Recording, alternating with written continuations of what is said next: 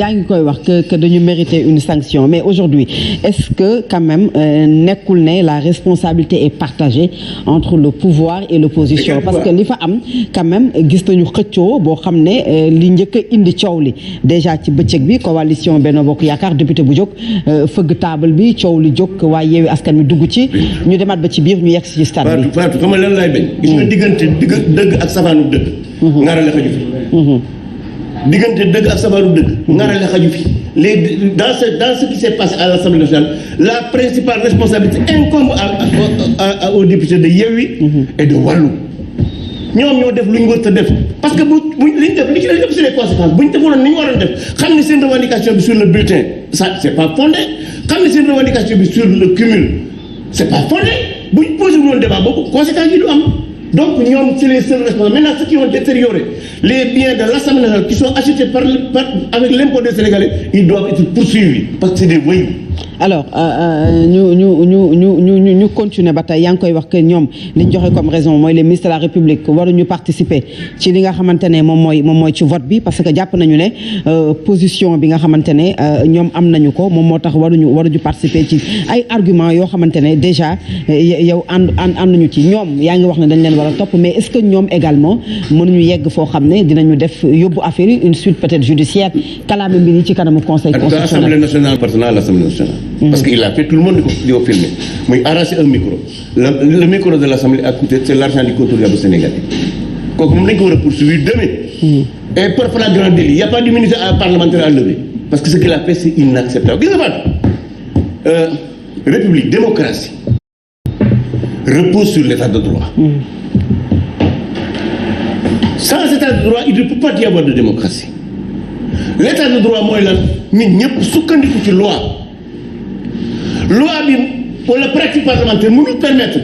député yi ñu fal leen ci bind liste yi parce que bu liste bi bu candidat yi ëppee benn rek obligatoirement foog ñu bind seen tur bu dee benn candidat la mën nga ne zone bi mooy diw bañ caa bind tur bi mais bu fekkente ne dafa ëpp ñaari candidat jëm ñett da ngay bind seen tur parce que loolu mooy élection nominale bu ko defee nit ki buy jël ak bulletin le bulletin ki mu bëgg a wote lay dugal ci urne ci enveloppe am dem yóbbu ko ci urne bi ci des bu dee li ñuy wax les incompatibilités mais c'est clair que boo nekkee député boo nekkee ministre wala loo mën a doon boo nekkee député bu ñu installé assemblée ba noppi lañ lay may 8 jours nga ñëw soit nga reste député wala nga bàyyi soo waxul dara assemblée moom moo lay génnal bopp assemblée nationale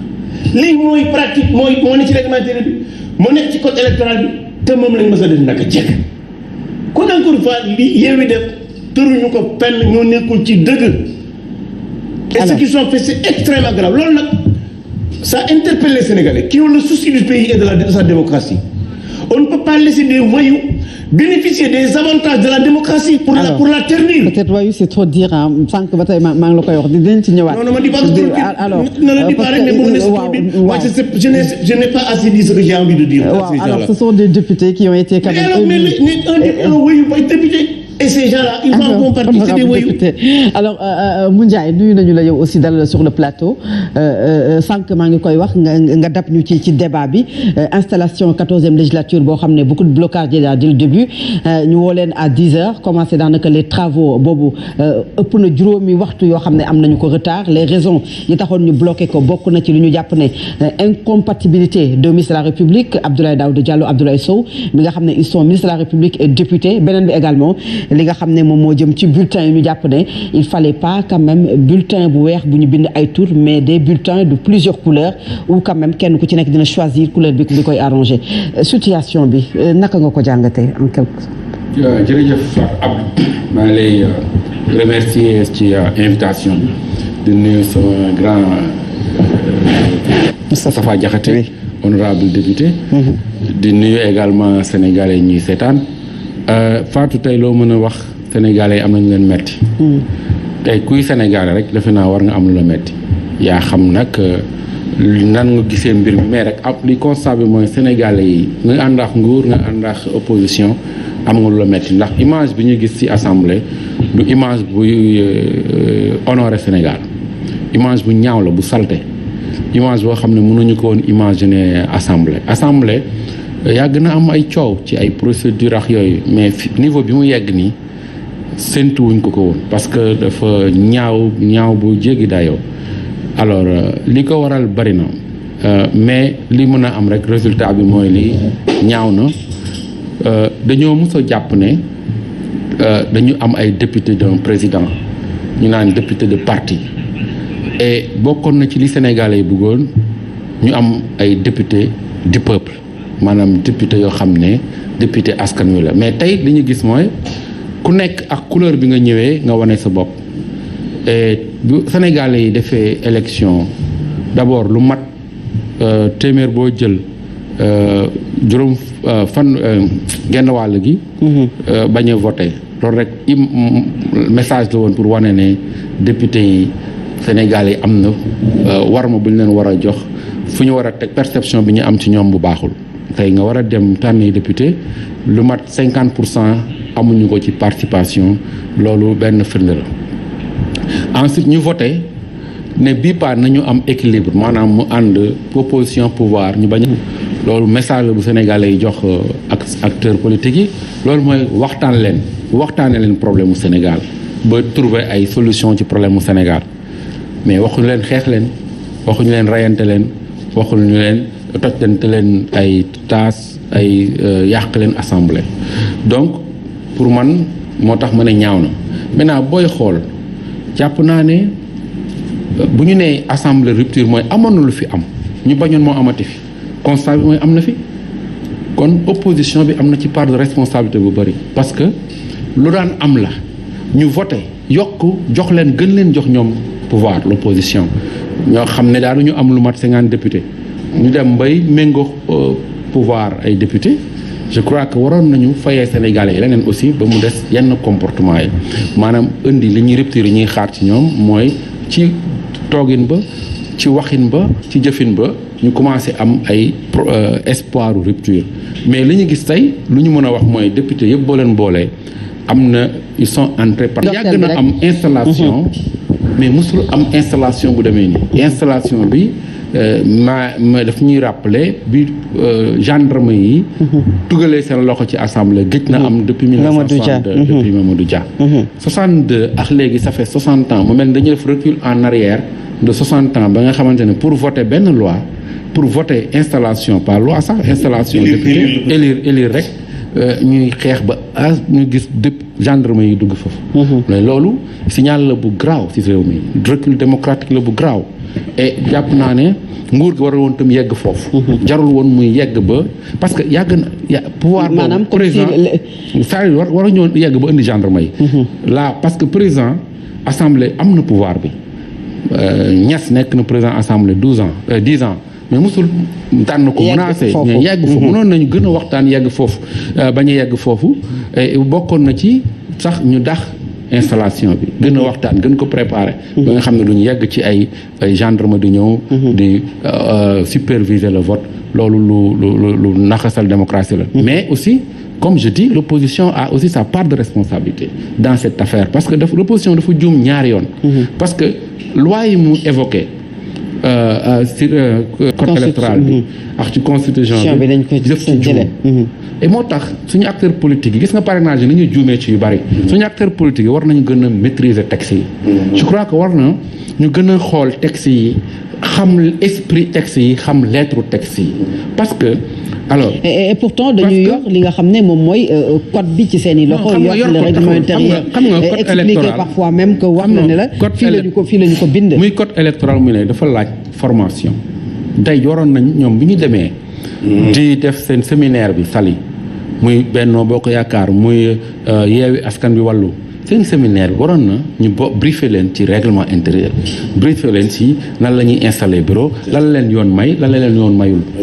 da doon baax mais du woon dem pour nan la ñuy kan mooy jiitu kan mooy xëccoo bi la ñu gënoon privilégié ñoom ñëpp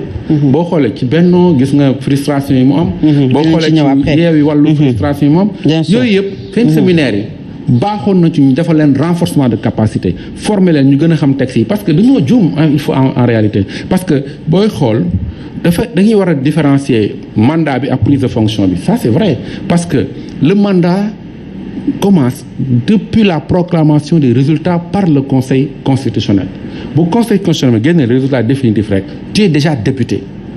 tu vois, mais tu n'as pas encore pris fonction.